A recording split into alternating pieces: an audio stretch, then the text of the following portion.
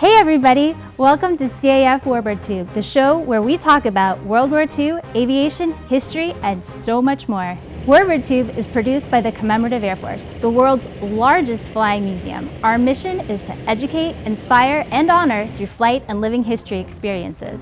The CAF began the Warbird movement more than 65 years ago, and thanks to the support of individuals like you, we continue to grow strong. We hope you enjoyed this episode, and now our host, Steve Buss. Thanks for watching and keep 'em flying. Good evening, aviation enthusiasts, and welcome to CAF Warbird Tube for this evening. Tonight, episode number 190, and we're going to explore the Kamikaze Airfields located on the Japanese island of Kyushu. Joining us tonight will be Nathan Huegen. He is the Vice President of Education for the Commemorative Air Force. We'll hear from him in just a moment. But first, if you're just joining us for the very first time, welcome aboard. Or if you're a loyal Warbird Tube fan, we're thrilled to have you back. If you enjoy our content tonight, please don't forget to spread the word on your favorite social media platform.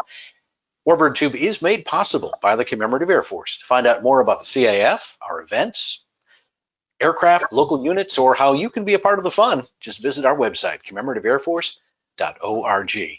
Now, as you're watching tonight, you might have some questions. Just put those in the chat box. We'll try to answer them either during the presentation or before we sign off tonight.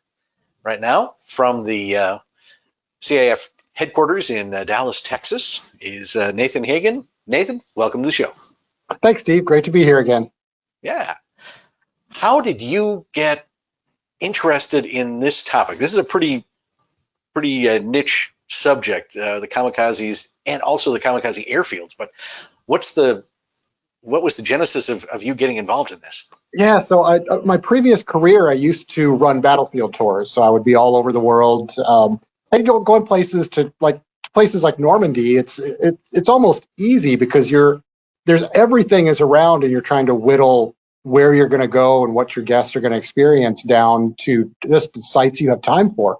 I was given a challenge back in 2017 of, what do you think about doing a World War II tour in Japan? And at that point, I'd never been to Japan before, and let me try it.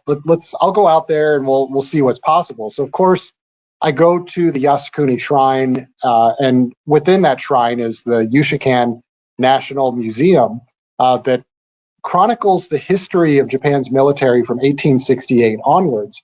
And so I knew about that because that's every time a Japanese politician goes to lay a wreath.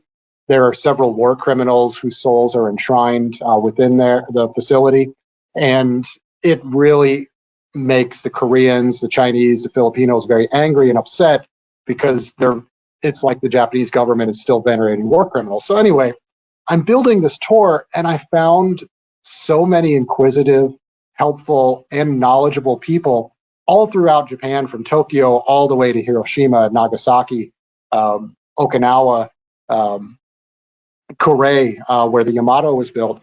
And then I had a meeting with a tour operator in Kyushu, and it was a place aside from Nagasaki that I had not gone to. And I'm like, well, what is in Kagoshima? What's there? And he goes, oh, it's Chiron. It's one of our principal kamikaze airfields. And I said, if you make a connection, I'll go. And so I met the director, and I was just astounded. They have letters in their repository in Chiron of almost 4,000 letters and objects and artifacts from kamikaze pilots. It was just astounding, and I just wanted to learn more. And it really pieced together that aspect of the war for me. So there you go. So let's get into tonight's topic.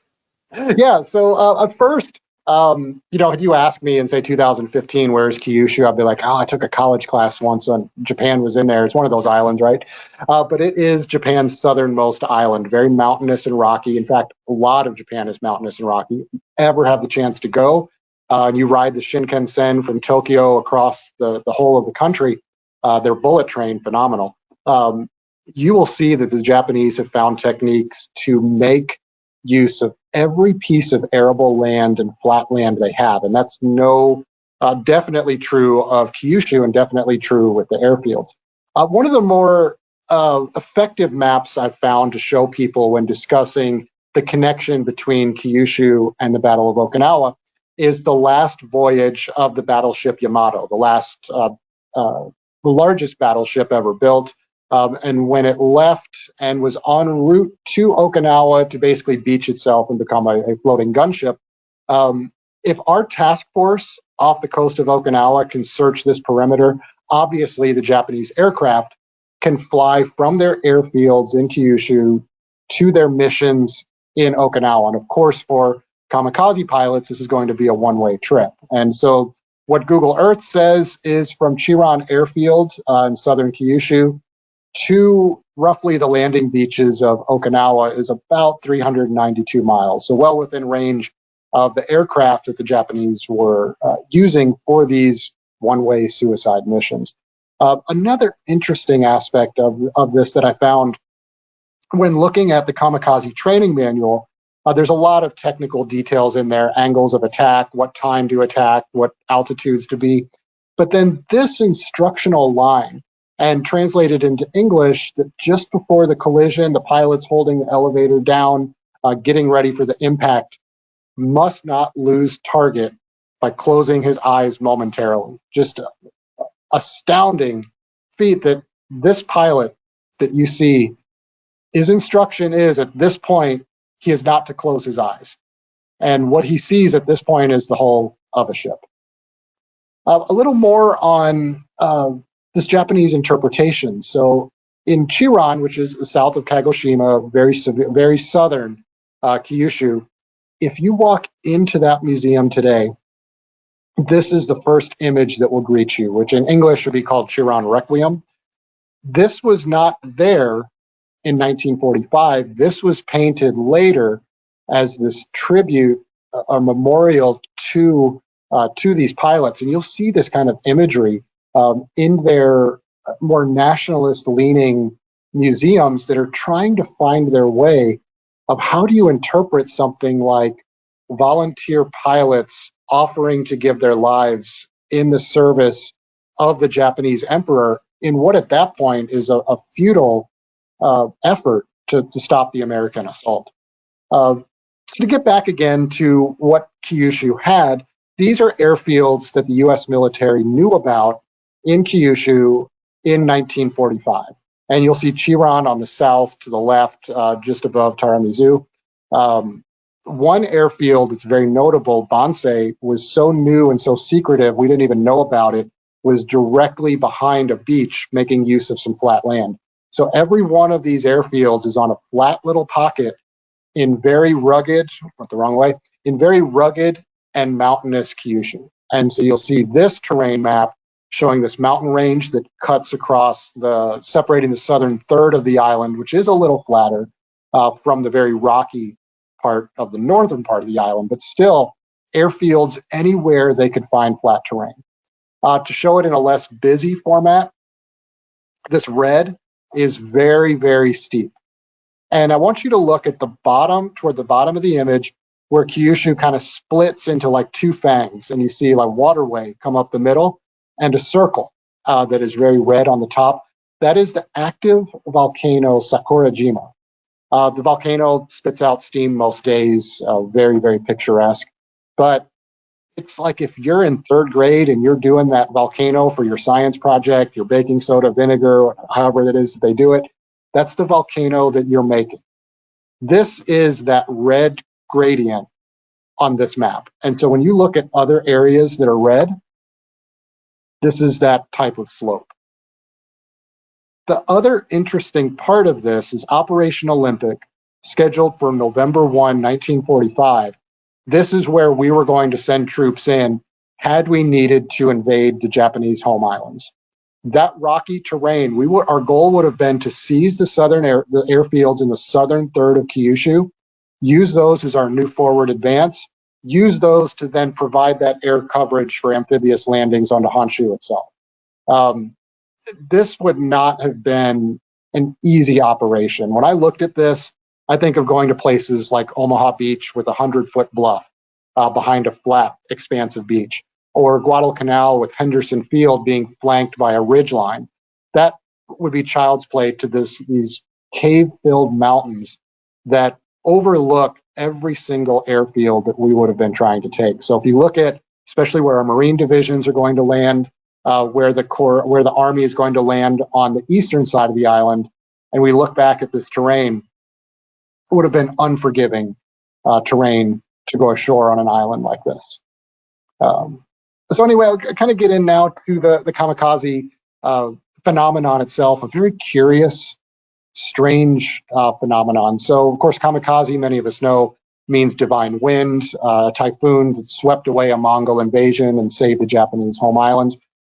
It's a term that's more used by Western audiences to describe these pilots. If you're in Japan, they will say kamikaze if you're a Westerner, but in their own verbiage, they'll call it toko, short for toko saksen, or special operation or attack. So what I usually see in books about them from Japanese authors or in Japanese museums is more toko attack.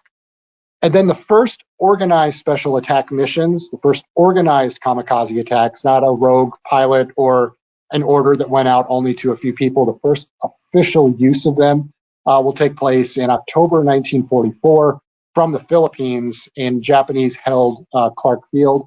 And of course, most of the missions are going to occur between April and June 1945, taking off from Kyushu and some airfields in Taiwan with the destination of American ships off the coast of Okinawa. I want to go backwards. A lot of people, and the way this was presented to me both in high school and college, is you could almost draw a direct line from Japanese samurai to kamikaze pilots. There's a major thing that happens in between that shows that the samurai become this myth-making of Japanese militaristic national government. And the stuff that's in between is very important to understanding the Japanese mindset for what the end game of World War II on their end is going to look like. And I can't, 1853, Commodore Perry arriving in Tokyo Bay, opening the country up for international, really Western trade. It was something I had to memorize in a world history class. I never gave much thought to it, but you really can't understate how important that is and how this sets off the chain of events that leads to how we end up in the situation we are in 1942 and then into 1945. So Commodore Perry arriving sets off this internal crisis in Japan, a crisis of modernity. The Japanese cannot compete or even find a strong negotiating stance with these ships that Commodore Perry arrives in, demanding the Japanese open up for trade. Previous to that, one powerful clan in Kyushu was trading with the Chinese and by that extension, the British, through the Ryukyu Islands, which includes Okinawa. This spurs that crisis of power and confidence in Japan that leads to the restoration of a strong emperor in 1868. Previous to that, feudal lords, weak emperor, beholden to regional powers that really the emperor was more dictated to than dictating policy. The Satsuma clan in Kyushu is the strongest clan, and by extension of their trade that they were doing through the Ryukyu Islands, Okinawa, gaining access to Western goods, puts the strong emperor in place. They fall out of favor with this emperor. They feel as though and these are samurai culturally, they feel they are losing influence in this new modern Japan. Satsuma Rebellion of 1877 is quashed. At this point, Japan is a strong imperial top-down style of government.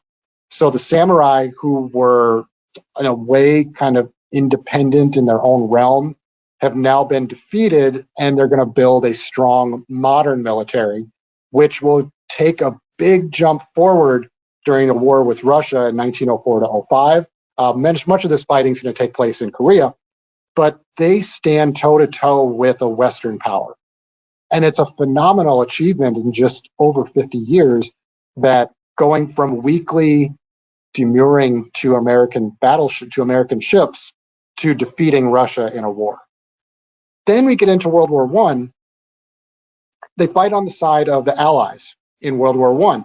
And in return for their assistance to the British, the Japanese ships sent some ships to the Mediterranean, and they basically blockaded German possessions in the South Pacific, the Treaty of Versailles granted Japan territory that had been held by Germany, which includes swaths of the South Pacific and New Guinea. Japan gets some control of that area, and by 1935, they're militarizing those islands. And some of those will include Saipan, Tinian, Marshall Islands, and that is where they're going to launch some of their first attacks on places like Guam from. So all of the chess pieces start to get set with when the Treaty of Versailles grants Japan expanded territory throughout the Pacific. Although that treaty famously doesn't treat them as a full party to that to the negotiation of that treaty, they do gain quite a bit of territory that will become strategic for them when they're looking at their own expansions throughout the Pacific in World War II. Now we'll jump all the way ahead after I kind of covered modern army, modern thinking, modern military. They want to compete with Western powers. So jump ahead to the war is starting to wind down for Japan. Since 1942, they've been on the defensive. MacArthur's returned to the Philippines. This is a great, this is in Leyte. This is at the site where MacArthur waded ashore. Very picturesque memorial here. Here's our situation, 1944. If you look at where we were at the Battle of Midway, something that a great historian named John Parshall, and I have to credit him for a lot of these figures and the way that he crunches numbers. Throw weight during the Battle of Midway, what our ships could throw in the air against an attacking force, roughly 32,000 pounds per minute. It was good. It was enough to beat back the Japanese at the Battle of Midway, although our code-breaking strategy had a lot more to do with that, or our tactics that we were using at that point. By 1944, we have increased that to 162,000 pounds per minute, improved our technology, and we're effectively throwing if you look at what our 32,000 pounds per minute was doing in 1942, John Parshall has calculated we were up effectively, if you look at 1942 terms, around 500,000 pounds per minute if you're comparing how effective it was compared to how it was in 1942. Our fighter patrols can also circle a wider radius, giving us more advanced notice of incoming Japanese aircraft. What this essentially means is a Japanese plane isn't getting through on a conventional attack. A torpedo bomber, a fighter plane, they're not going to get through. Their effectiveness is going to be very limited. This will lead the Japanese to officially authorize volunteer suicide attacks. And if you go to Clark Field today, and if you go on the outskirts of where the American base used to be, there's this really strange memorial that was put there by a Filipino man that is a memorial to the pilots. And when I first visited, I had a lot of questions about this. Why is there a statue of a Japanese pilot just off the grounds of what used to be an American airfield that is paid for and maintained by Filipinos? And the story I was told was that it was a Filipino man who lived near this field, would sneak on the base, and the Japanese pilots would put him inside the planes. He'd run errands for him in town, very much like the British children did for the American bombers that were based in England. And just a really interesting look to that. Here it is from the rear. On a comparison note, if you visit Chiron, principal memorial site for kamikaze pilots in Japan, this is their memorial. And so they're very, very similar in how they're posed, how it's built, and the whole purpose of it being there is a fascinating look at it. Anyway, getting back to this, 24 volunteers that were stationed in what we know as Clark Field in the Philippines volunteered for this first mission. That 24th pilot said he felt he was doing it under duress and that this was going to be a bad idea and that he didn't see that this was going to make much of a difference in this. But the success that they get off this first attack makes the program grow more formal. And this will lead to airfields in southern Japan, in Kyushu, being turned from training airfields or other combat airfields into specifically kamikaze missions are going to launch off of here. So they're going to start bringing in aircraft, loading them up with bombs, and training the pilots on how to attack an American ship in a suicide type of formation. The Americans didn't know how to combat this at first. They weren't expecting that the planes would intentionally come at them. There had been a few instances of it happening before, but it was viewed as kind of one-offs here or there. A pilot who felt he had no other choice or his plane was crippled made a final run at an American ship, much like a banzai charge would have done on an island, but it wasn't systematic in a way that one pilot goes high, one pilot goes low, one pilot plays a decoy. That it really strategizing, we're going to get at least one of our planes to hit that American ship. This was taken just seconds before this plane exploded in midair, so it wasn't an actual hit, but debris from this aircraft did spread across the deck of the USS White Plains. Famously, the escort carrier, the USS St. Lo, was hit, and this is a picture of that hit on the St. Lo. The St. Lo did sink. Its location was rediscovered just a few years ago, and a remote underwater vehicle did a survey of it and locating some of the damage that was done to this escort carrier right before it was sunk. So they sent an underwater automated vehicle that kind of did a circle of the whole ship, took some very fantastic footage of this. You can find the whole video of this online. This is just a screen grab from that group. The first tactics that they're using, and this is what they're going to use in the schools, they're going to train the pilots specifically at what altitudes to fly at. The earlier, really, Philippines and the early stages of the Battle of Okinawa, these are the two tactics they'll use. They'll send one to come in on a low run, bounce up and hit the ship. That will change over time where they'll keep that 150 to 300 foot run just until they hit the ship, and then try to elevate, flip up, and land on the deck.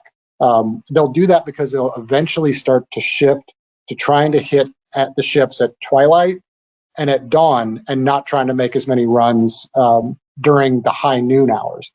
In the battle in the Philippines, October 1944, they did a lot more of their runs during the day, but they'll shift that to night. But this is the kind of attacks that they would train the pilots to do, and pilots would be assigned what they were going to do. It was a coordinated, concentrated attack on the American ships. I'll get a little bit into the phenomenon and how it's experienced by the pilots and by the towns that are located near these airfields. So I've highlighted again for you Chiron on the southern edge, southwestern edge of Kyushu. Again, the principal Japanese Army airfield for kamikaze attacks. And one thing I'll mention, the Army and the Navy each separately coordinated their own attack forces, special attack forces. So they wouldn't have Army and Navy pilots go on the runs together. And even in the number crunching the Japanese do, they separate Army and Navy kamikazes. And there's a whole lesson that can be done on the rivalries between Army and Navy and in Japan itself that goes back even before, well before Pearl Harbor. So in Chiron, 1941, it's a training airfield, training school there for conventional pilots. In some cases, they might even be training 14, 15-year-old kids on how to fly airplanes, but they're probably not going to see a mission until they're 17 or 18. Again, that would be conventional. March of 1945, they shift this airfield strictly to Toko or kamikaze attacks. It's 500-acre airfield, multiple runways, and it will be the launch point for 439 pilots to go and attack during the Battle of Okinawa. Bansei, construction doesn't begin until 1943. In fact, they never paved the runways. That's why it wasn't as known to the Americans. It didn't appear as stark on any survey photographs. But in Bansei, 201 pilots will take off from there, including one very famous run that will take place in May of 1945. I should mention a man named Takeshi Kawatoko. He's an English language interpreter at the Chiron Peace Museum for kamikaze pilots. The interesting thing about Takeshi is he grew up in Chiron, born in 1940. When I got to meet him, he talked more to me about the town than he did about the pilots and the link between the pilots and the town. So the pilots who are going to fly these missions are coming from all over Japan. Some from Hokkaido, some from Tokyo, some from Gifu Prefecture, from all over. It's a cross-section of Japan that's coming here. This is going to be where they spend their final moments. And there was one restaurant very near to the base that was run by a woman named Tomi Torahama. The restaurant is still there. It's a very small restaurant. You can still visit, and if you do go in, you'll find pictures, some of them, the last pictures that the pilots took, could be a picture of them near a plane that the family donated, or pictures of her with these pilots before their final mission. So you can see them, she's smiling with them here, they're all putting on a smile for themselves, and this picture is of young boy pilots. And what we mean by young boy pilots, age 17 to about 23, 24 years old, when they're out at this restaurant. And often they'd be drinking sake or shochu, the sweet potato alcoholic beverage of choice that they'll make in Okinawa, and in some cases, southern Kyushu as well. On the base, they've reconstructed the barracks, and so you can visit, and this is the type of barracks that the pilots, the kamikaze, would have spent their last nights in. On their last nights, they clipped their fingernails and toenails, put that into an envelope or a container along with a lock of their hair that would be sent back to their families. They would also write their last letters to their families from these beds, and they would often write an official last letter, last message to the Japanese people. In some instances, they would write to the children who are working in factories, making the bombs or making the aircraft, to give them a token of appreciation, along with a message for them to keep up their effort. Inside, these are the beds that they would have slept on as they wrote those. And when I talked to the staff at the museum, and I talked to some people in the towns through an interpreter, they often commented about walking into this and hearing that the local lore was, when they removed the bedding, they never found a dry pillow.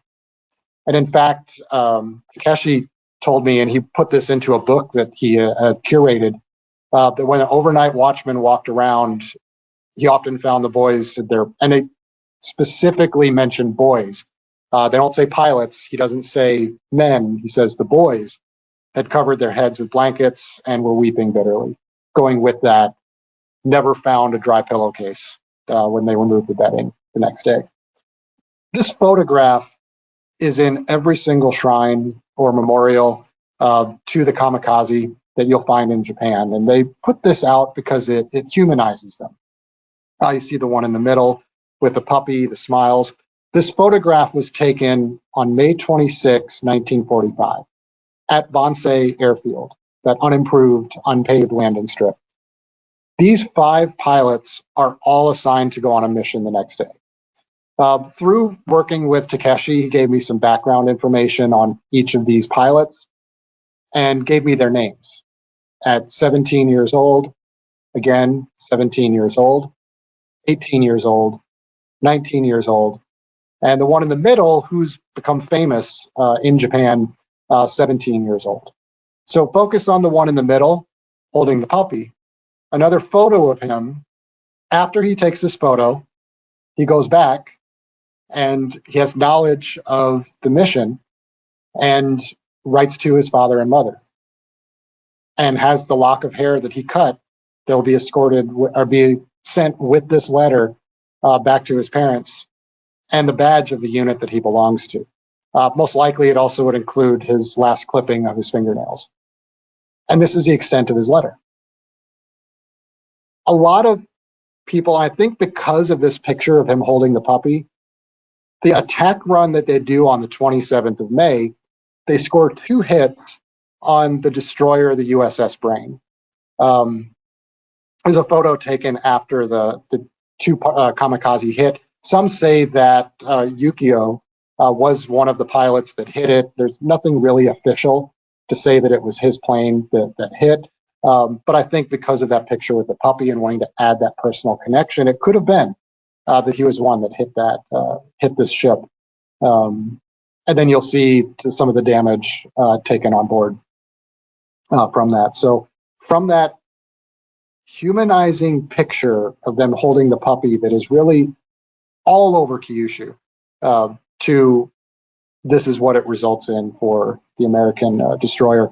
There were a few dozen Americans lost their lives from the attacks on this ship. But I put the age up on that picture of 5. 60% of pilots were considered to be young, which is teenagers, 17, 18, 19, or up to about age 23. Often, they'd start their flight training at age 14. This would apply to those who were university students.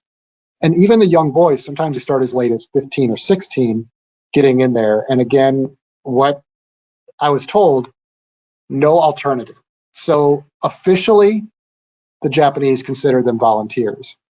But there's going to be circumstances that lead them to being those volunteers. What is the future?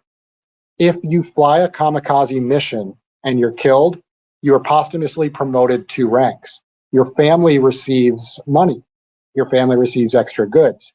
So if you're from a place that's suffering, and at this point suffering under firebombing attacks, or you're concerned about your family's future, this was an action that these pilots could take to help ensure the safety and security and well-being of their families in the future.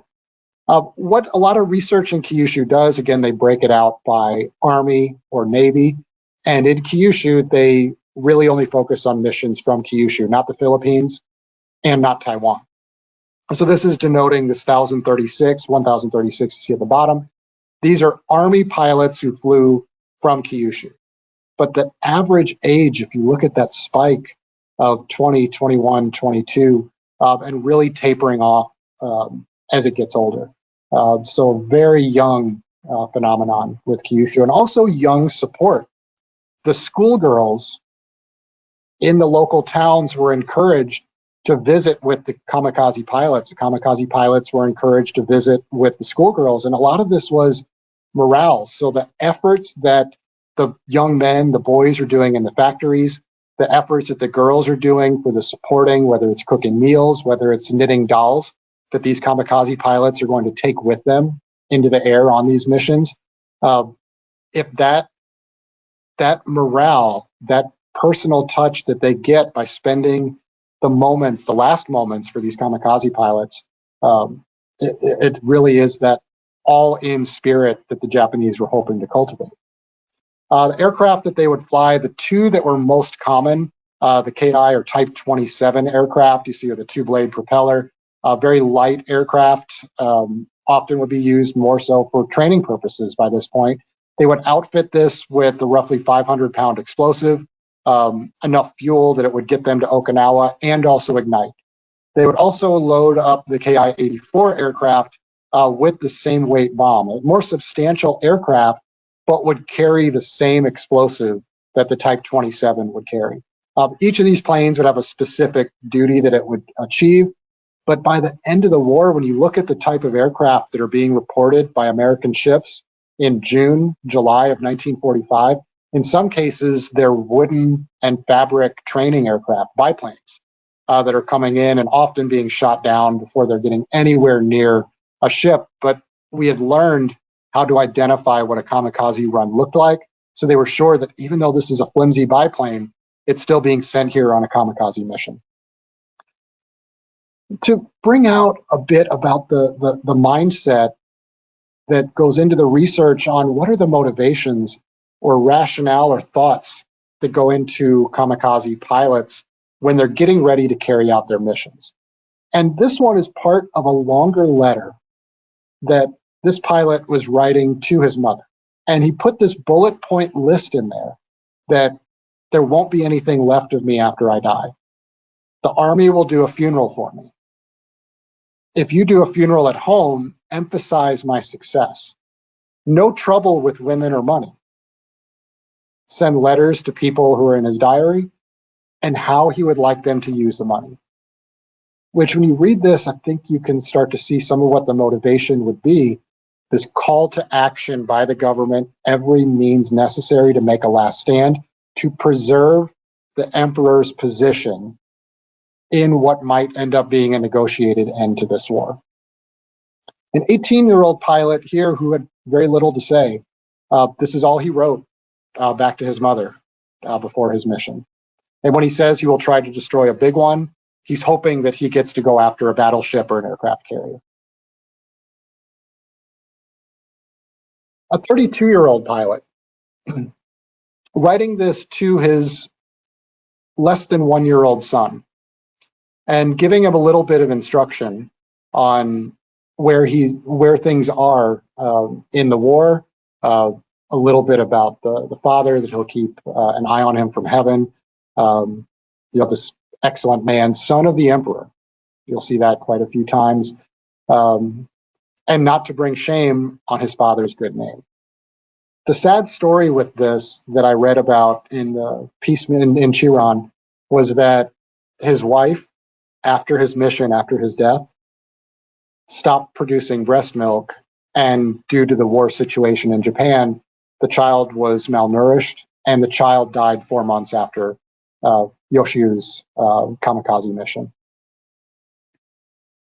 Then getting into our organizing architect of the kamikaze phenomenon. Vice Admiral Onishi was based in the Philippines in October 1944, had heard about attempts at suicide attacks that were starting to randomly take place. A few unauthorized tests here and there were starting in June, July of 1944. In October, faced with that prospect of what is the effective rate of a Japanese pilot, what's the likely outcome for a Japanese pilot anyway, agrees and authorizes the kamikaze attacks. He will survive to the Japanese surrender on August 15, 1945, at which point he will commit ritual suicide. His final note is an apology to the kamikaze he sent out for the mission, that he could not win the war, that their sacrifice did not lead to a Japanese victory, but then leads to it is best to stoically comply with imperial decrees.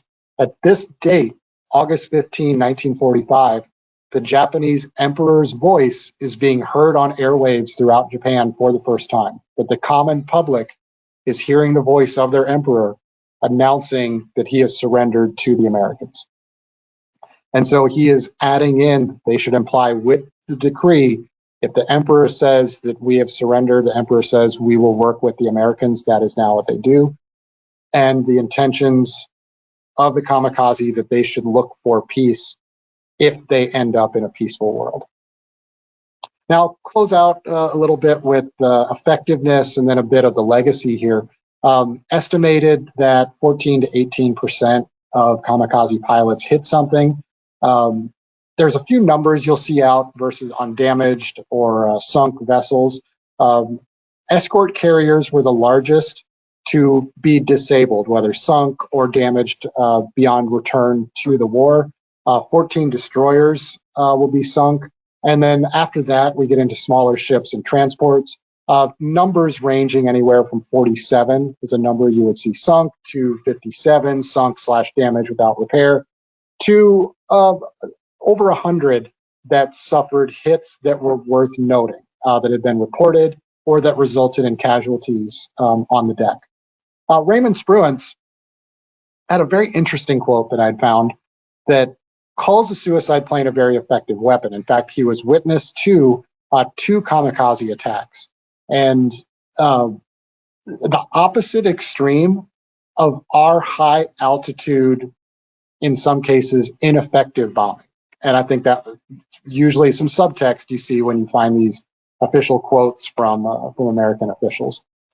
When you look at, and again, I have to give some credit to John Parshall for leading me to some of these facts and figures that were being calculated in 1945. So in a report released at the end of the war with number crunching up through April of 1945, fascinating figures that lend some insight into why Admiral Onishi authorized organized kamikaze attacks.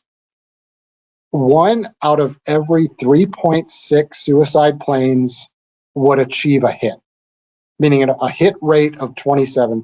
27% of kamikazes on their mission would hit something. And these are on American figures. The Japanese will often wildly exaggerate. or don't have a good enough data collection source to really reflect what actually happened. So that means per hit, they're losing 3.6 aircraft. Again, they're losing every aircraft that goes on that run. To achieve one good hit on an American ship on a non-suicide attack, is to think of torpedoes, torpedo bombers, think of conventional bombing or fighter runs, 37 aircraft to achieve one hit, or a percentage, 2.7%, losing 6 aircraft per hit, showing that the kamikazes did have a better tactical effectiveness. Now, does that play into strategic? Did it really affect the outcome of the war? Not really. It did mentally impact a lot of sailors who witnessed or were on a ship that had a kamikaze attack. It really did play mind games with them. But did it affect the conduct of the war and what would eventually lead to Japanese surrender? Even if your atomic bombs notwithstanding, the damage in light of how large our naval presence was too small to really be strategically effective in the long run.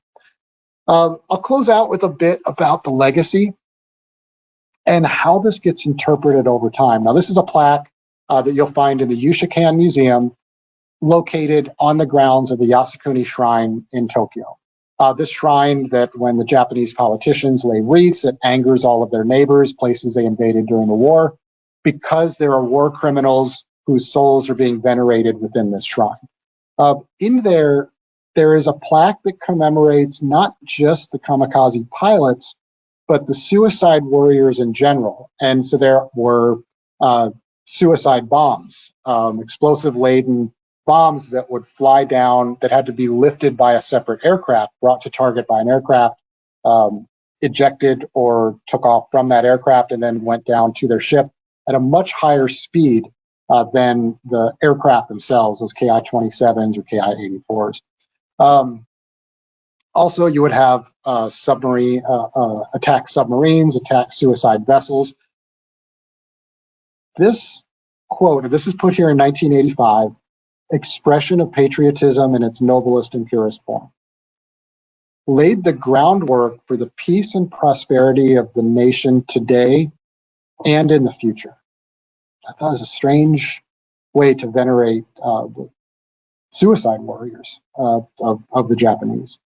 And then a picture of what we mean by these suicide vessels. The idea is that the front of this boat would be laden with explosives and would intentionally ram itself into a ship. This is on display at the Huegen Museum, near where this plaque is located. And also the Kai-10, that suicide torpedo, or I'll call it a submarine, whichever, would be a manned vessel that could be steered into a ship as well.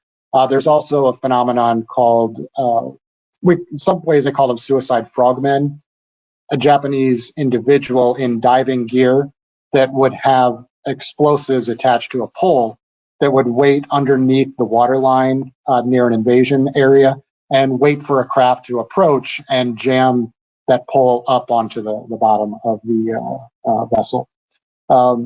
And I thought at the end I would kind of show this. I mentioned Yasukuni Shrine. This is what the goal of every Japanese who was willing to give his life for the emperor. Their goal is that their soul will be venerated at the Yasukuni Shrine, which is located in the center of Tokyo, and is there to venerate the souls of all Japanese who have been killed since the Meiji Restoration in 1868, when that strong imperial presence was once again placed. And again, a place that is very controversial among Japan's neighbors, including Japan, Philippines, and Korea. So with that, I'll turn it back to Steve if we have any questions. Sure. Yeah, we have one question here from one of our viewers, Mike. He's wondering what's the best cartographic source for documenting the airfield locations on the island of Kyushu? I'd say really where I find a lot of this stuff from is the Army's green books that were produced after the war, have a lot of that stuff. The website iBiblio has a lot of material of what was known about the kamikaze at where the airfields were located. And a lot of this was done for strategic planning for Operation Olympic on November 1st, 1945. But if you do like a Google search of Kamikaze airfield locations or Kyushu airfield locations, you'll find that. I'd also highly recommend, if you reach out to the Chiran Peace Museum, CHIRAN, they have a good staff of English language interpreters that are used to fielding questions from foreigners. An interesting note about that museum and the way they present this, there's not a whole lot of English translation inside that museum, and it is filled with images of the pilots. And some of those images of the pilots I got from that museum, their attendance is about 75,000 people come through per year. And of that number is 1,500 or less are foreign.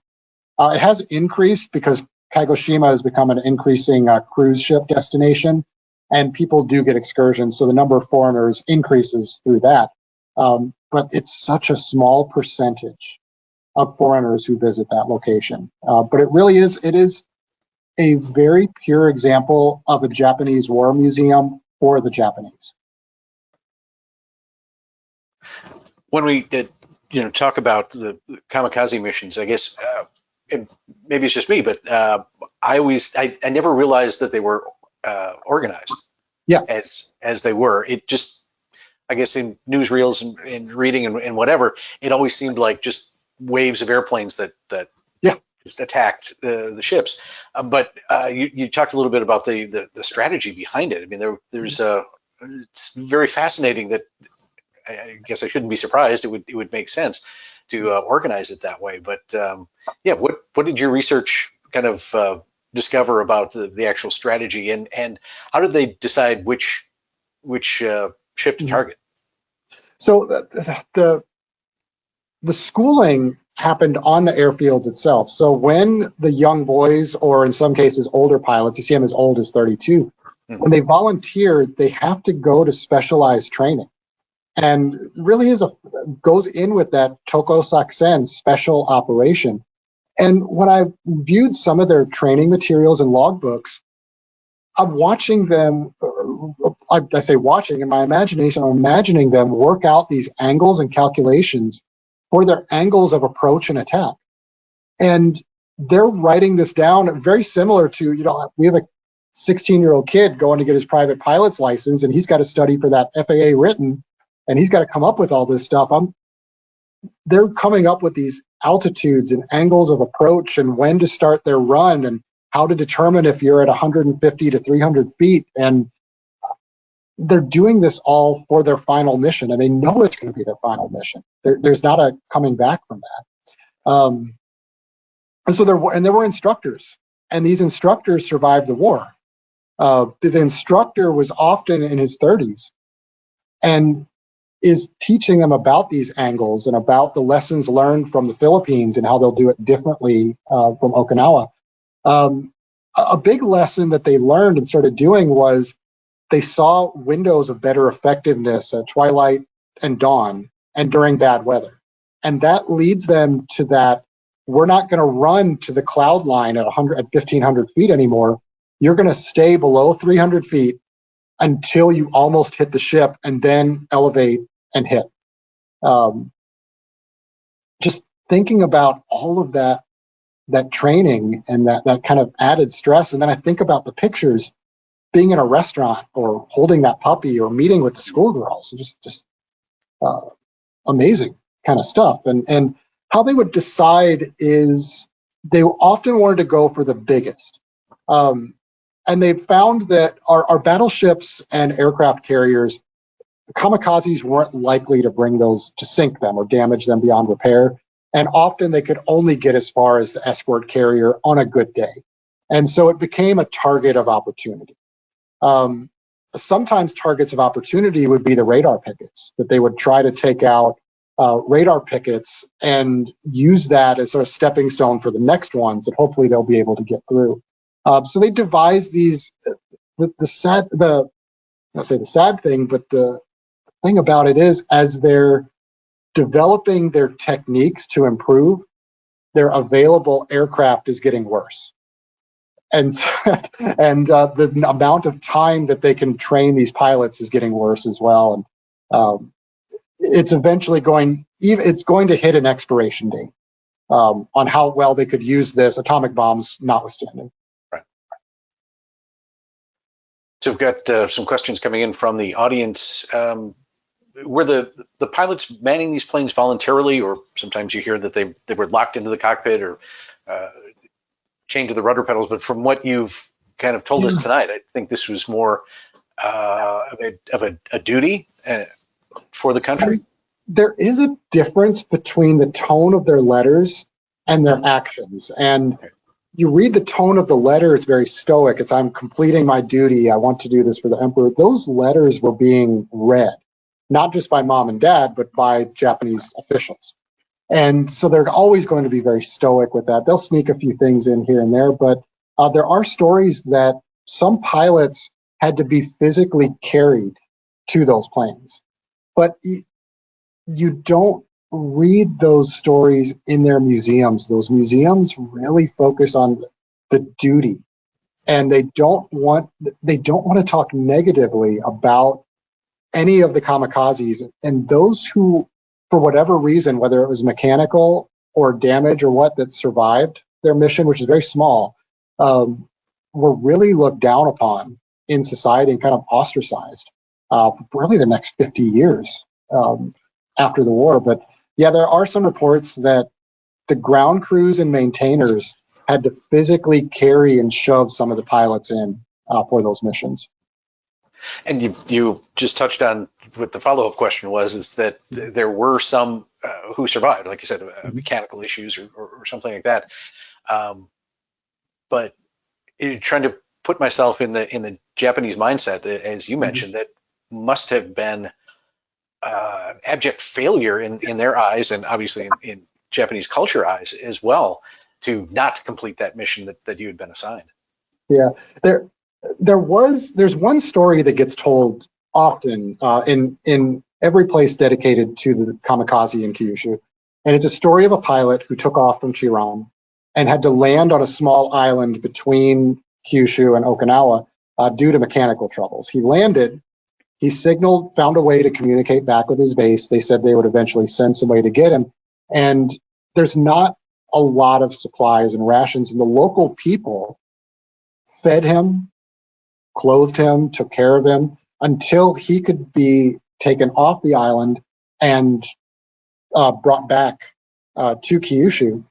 And when he flew his kamikaze mission, in which he was successful in the event if he did crash his plane or was shot down, before he went, he made a detour over that island and dropped supplies to the townspeople, to the islanders who took care of him. There's also another story of a kamikaze who crash landed on an island and was injured, and some other kamikaze dropped supplies for him onto those islands as well.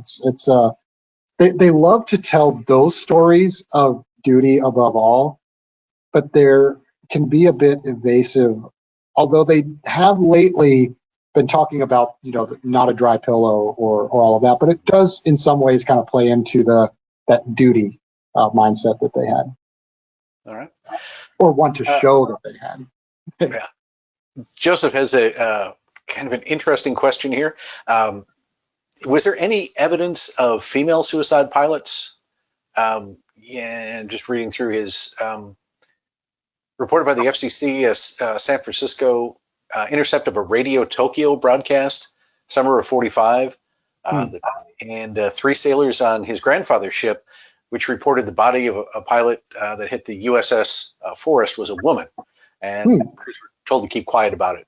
So there's nothing in the Japanese literature about females flying on any of the missions, and there are, in some cases, and this is actually a weird way that I was educated. When I was in high school, which history classes are terrible, we were told that kamikazes attacked Pearl Harbor, which is not the case at all.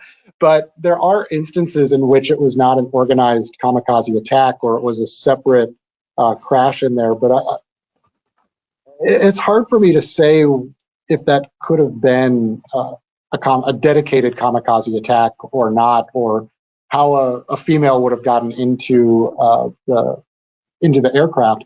I do think a lot about the experience of the Japanese and Okinawan schoolgirls on the land during the Battle of Okinawa, in which case some of the girls were so overcome by the horrendous nature of the last stages of that battle that they ran out of caves and ran toward American lines like they were a soldier. If you want to experience one of the most harrowing museums I've ever been to, the Himiyuri Museum in southern Okinawa, which is about the Okinawan schoolgirls, is probably one of the saddest and most anti-war museums you could ever visit.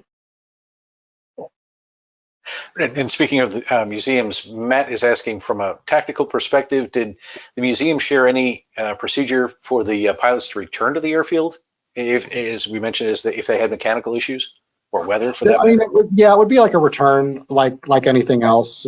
They were able to drop the bomb that they were carrying onto an innocent place, so in the water or an uninhabited territory, and they would be brought back to base. Now, no one has ever told me a name of anyone that this happened to or a specific incident, but if you were a kamikaze pilot and you went on your mission and you turned around and came back, and you were given another mission and you turned around and came back, there's a certain point at which they would just execute you. Whether they found your plane to have actual mechanical issues or not, there really was not an encouraged return. There was language in the training manual about dropping your bomb on an insignificant place so that it wouldn't explode on the base if you did come back. You mentioned the frogmen, the submarine, the boat. Aside from the aircraft, were there ever any units that were trained to try to bring down B-29s? This was largely done against ships. Okay. So there was I forget the term that we had. It was basically there's a Japanese word for fool those basically suicide bombs that were like it looks like a V1 rocket, but you have somebody inside, and they would be carried up by an aircraft, but they would descend toward a ship. Okay. And speaking of the manned glide bombs, what do you have a feel for what kind of percentage that was versus the traditional kamikaze aircraft? I don't know the exact number on hits on those. I do know that they would come in at a much higher rate of speed and were much harder to hit after you had identified it. There is an exhibit of one also in the Huegen Museum. They're particular about photography in there, so I can't always get the pictures of the things I want. I've often tried to do it on the sly with my phone on the side. Yeah. All right. Well, we're just about out of time tonight, but I do want to give you an opportunity to talk a little bit about what's coming up at the CAF's National Aviation Education Center. We've got some good things planned for this year. Oh, absolutely. We are keeping busy here at CAF headquarters and at the Henry B. Tippie National Aviation Education Center. If you're familiar with the CAF Nose Art collection as it was in Midland, I'm very happy to announce that we have now installed all pieces of nose art. There are no more pieces of nose art in storage. Every piece is now on display. We have redone some of the exhibitions in the galleries. And we're launching a good bit of public programs and special add-ons. So this Saturday, January 18th, the Jaguar Owners Association of North Texas is going to be bringing 20 to 25 Jaguars, ranging from modern to classic, to come out. They'll show off their cars. And so in addition to seeing Fifi, Diamond Lil, our other aircraft on site, you come out and see the Jaguars too. But you can expect a lot more public programming and things on site here in Dallas. All right. And if someone wants to keep up with what's going on at the National Aviation Education Center, how can they keep track of you? Oh, visit us at flynaec.org. And make sure to sign up for our email list. You'll get advance notice of all of our programs. Sign up for those newsletters, and you'll get little history snippets that are being written by our curators and educators here. We try to do a good thematic one per month, highlight some things in our collection, some other things for that. And I think one that you'll want to stay tuned for is in the collection, we have the Chicago Cubs hat that was worn by the tail gunner of the boxcar that dropped the atomic bomb on Nagasaki. He also flew the Hiroshima mission on the B-29 Great Artiste. There'll be some great things happening with the collection from Albert DeHart, the tail gunner on those missions, that you'll be seeing coming from us very soon. Very good. Well, Nathan, thank you for sharing your insights tonight, and we look forward to the next time we get together and explore new topics. And thank you to all of you who are joining us tonight. Of course, we always like to hear from you. If you have any thoughts on tonight's episode or any future topics you'd like us to cover, just feel free to drop us a line at media@cafhq.org. As always, if you like tonight's show, please share it across your social media platforms, and remember to subscribe and click the bell icon to get notifications of new Warbird Tube episodes when they are posted on YouTube. Until next time, I'm Steve Buss, wishing you blue skies and tailwinds. As always, have a great night.